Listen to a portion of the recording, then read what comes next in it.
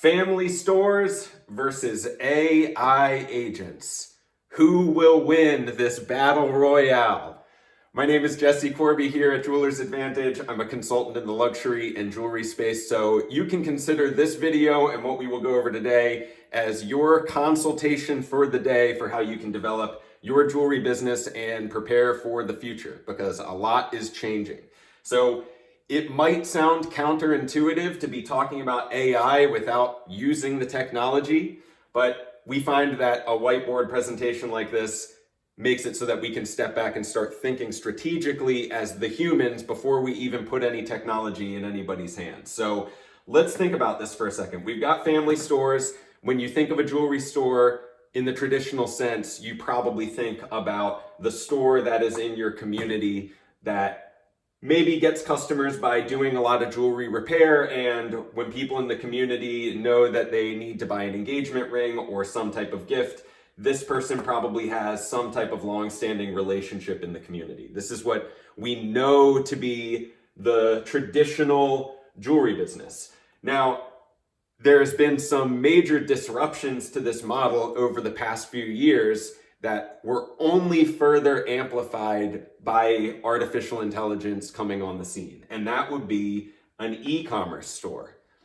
A lot of the family stores still haven't figured out how to put their business up in the cloud, which is quickly becoming very, very necessary, because the way that we acquire customers now is through social media.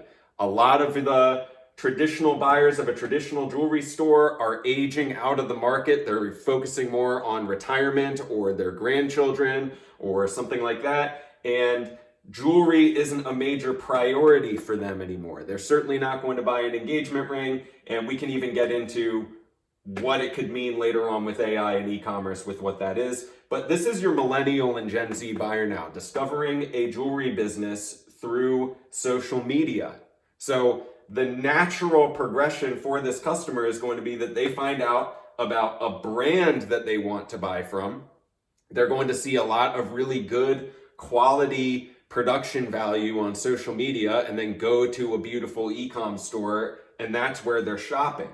It makes it really hard for this store because somebody else can enter the scene and steal their customers. So that, in a nutshell, is what is tricky about e-commerce in this industry. It's because there's a lot of operational requirements that this store would need to figure out in order to be effective in selling online.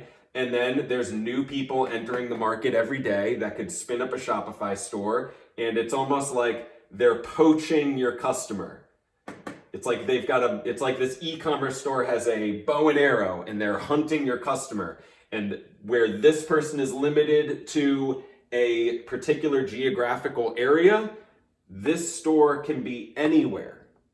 So the trick is, how do we start to understand what competition in the market even means now? We've got this jeweler over here with a physical store. We've got this jeweler over here that might be working out of a spare office. They may have gotten an office space just to kind of bolster their perception in the community, but also with a lower overhead. And this could be your private jeweler, custom jeweler, just starting out. They do customs, they go to bridal shows. They don't need the office, they don't need the physical store to be able to make their sales of a custom. They just need somewhere to work out of and ship out of. And if they make the jump to an e-commerce store, that means that this person could be in New York City in a small shoebox office, or they could be in Tulsa, Oklahoma in a small shoebox office.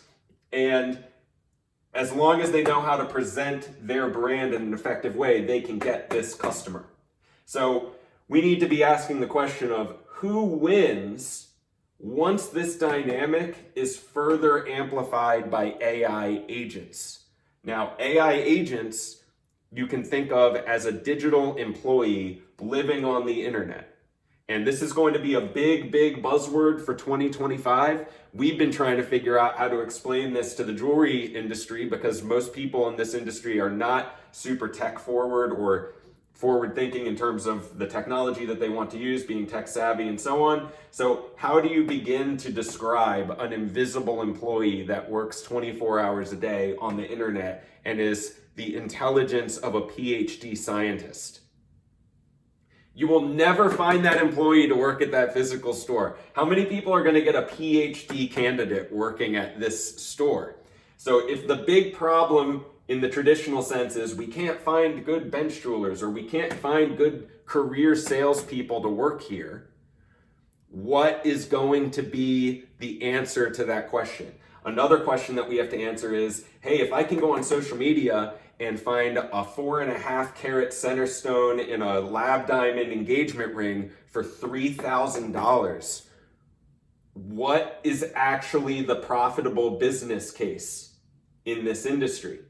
Because there's going to be people that have made their entire career off of selling $10,000 and up engagement rings, and as far as the pie chart of their regular monthly sales volume is concerned, that becomes very important. So we have this whole deflationary thing where people are finding out about the product on social media, maybe at a price point that can be sold on a website because they're accounting for volume sales globally that they could be selling into somebody else's zip code. They could be selling into 1,000 different zip codes. And because of that, it changes what their pricing can be, which this store can't compete with. So enter the AI agent. If a business had to have a great salesperson, and if we were abiding by the old rules of the industry, basically built by De Beers with "a diamond is forever," there's certain things that have to come into play with the pricing of the product and how people used to sell these products. Now, what is going to happen is this store that has limited business hours and limited talent and a limited sphere of influence in their community is going to be competing with the chat window at the bottom right of an e-commerce store.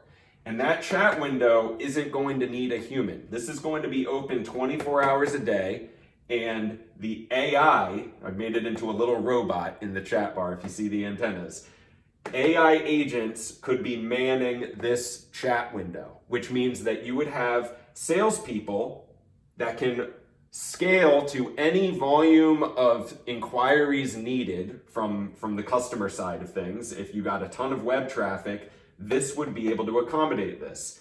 This store, if it's all human, can only take one call per rep at a time in their area. So what's going to become really challenging for the people that don't know about this one use case, this is just one AI agent, this is one employee that would be sitting in the chat bar of a live chat on an e-commerce store selling 24 hours a day.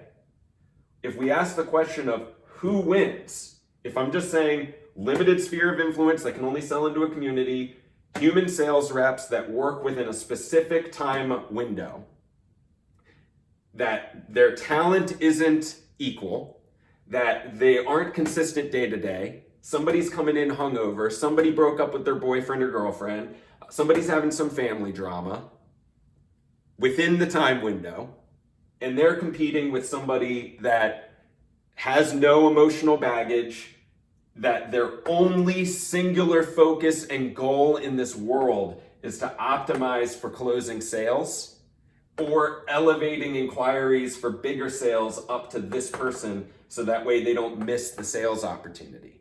Makes it way, way more efficient. So the answer is this store could never compete with this. And this is coming down the pipe now. Like if you look up what NVIDIA is doing, if you look up what any of the major AI providers are doing, everyone is saying 2025 is the year of the AI agent. So this is just one example in a sales situation where it could either be closing the customer on tier 1 items that are below $1,000, or it could be elevating the inquiries up to the jeweler that is working out of anywhere and is essentially treating their physical space as a shipping hub. That's what the whole game becomes. So then you have to start asking the question of, okay, well, what if we have AI agents being our whole product design team? What if all of our social media is getting organized and scaled and we have even AI agents in Adobe doing Photoshop and doing video editing, and we have them scheduling the social media. Then on the sales and service side, you have a live chat here. This is just one use case. On the operations side, what if you have AI agents helping with all of the supply chain management? And then of course, when it comes to making sure that the accounting is accurate and the data, the financial data of the business is accurate and optimized towards coming up with the right budget to run this e-commerce business, that all then becomes really powerful. Because again, remember, the IQ will not be equal. This will be PhD level intelligence across all areas of the business. And we've just highlighted one use case here, which is the only one that they need to beat this store. All they need is to be open 24 hours a day and have the staff limited down and the overhead limited down. So that way a 4.5 carat center stone engagement ring selling for $3,000 actually makes good business sense. So when we talk about the argument of natural diamonds versus lab diamonds, that plays a factor in this as well, because the customer is being educated on what the pricing can be for these lab diamonds, and then the businesses actually have the legs to stand on to make that pricing functional in a business case and make the business still profitable. So family stores versus AI agents, if it becomes a this or that, nobody is going to beat this. When it comes to the actual competitive element and there being one deciding factor from the technology side of things of what is going to make the winners and losers, it's going to be the people that understand how to deploy AI agents into an e-commerce jewelry store. Now the trick is, here's the wild card. What if you combine these two? What if you've got some type of movie set where you can be doing your social media? If you're treating this as almost like a content studio and a shipping hub that also can serve the market, which is great if you're in a place like New York or Miami or LA or Houston or any other major city, that can be a really powerful combination because then you can get the foot traffic coming in. But then if you're thinking more than just being a family store, like this is John's Jewelry or whatever it's going to be, if you start thinking of it in terms of what could a brand name be for a beautiful e-commerce store, and this just happens to be a physical base of operations, we don't even really need to worry about franchising out and having multiple physical locations because we just need one great place to ship out of from here. So just wanted to kind of bring this idea into the fold because it is going to become impossible for people to compete in the jewelry industry if they don't have an e-commerce presence that can be the handshake with the customer on social media where they find you. You have to go meet them there. And then there has to be a real funnel into a place where they can spend money because e-commerce jewelry is possible now. And there are already companies starting to experiment with AI agents out of their store.